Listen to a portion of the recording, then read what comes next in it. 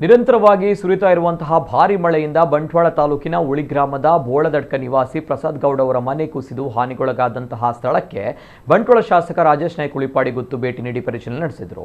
ಮನೆ ಕುಸಿತದಿಂದ ಉಂಟಾದ ಹಾನಿಯನ್ನ ವೀಕ್ಷಿಸಿದ ಶಾಸಕರು ಪ್ರಸಾದ್ ಗೌಡ ಹಾಗೂ ಕುಟುಂಬದ ಸದಸ್ಯರ ಯೋಗಕ್ಷೇಮ ವಿಚಾರಿಸಿ ಧೈರ್ಯ ತುಂಬಿದರು. ಕುಟುಂಬಕ್ಕೆ ಅಗತ್ಯ ನೆರವು ಹಾಗೂ ಸರ್ಕಾರದ ನಿಯಮಾನುಸಾರ ಪರಿಹಾರ ಶೀಘ್ರವಾಗಿ ದೊರೆಯುವಂತೆ ಸಂಬಂಧಪಟ್ಟ ಅಧಿಕಾರಿಗಳಿಗೆ ಸೂಚಿಸಿದರು. ಮಳೆ ಮುಂದುವರಿತಿರುವ ಹಿನ್ನೆಲೆ ಅಪಾಯದ ಸ್ಥಿತಿಯಲ್ಲಿರುವ ಮನೆಗಳ ಕುರಿತು ಅಧಿಕಾರಿಗಳು ಹೆಚ್ಚಿನ ನಿಗಾ ವಹಿಸಿ ಸಾರ್ವಜನಿಕರ ಸುರಕ್ಷತೆಗೆ ಅಗತ್ಯ ಮುಂಜಾಗ್ರತಾ ಕ್ರಮಗಳನ್ನು ಕೈಗೊಳ್ಳುವಂತೆಯೂ ಶಾಸಕರು ತಿಳಿಸಿದರು.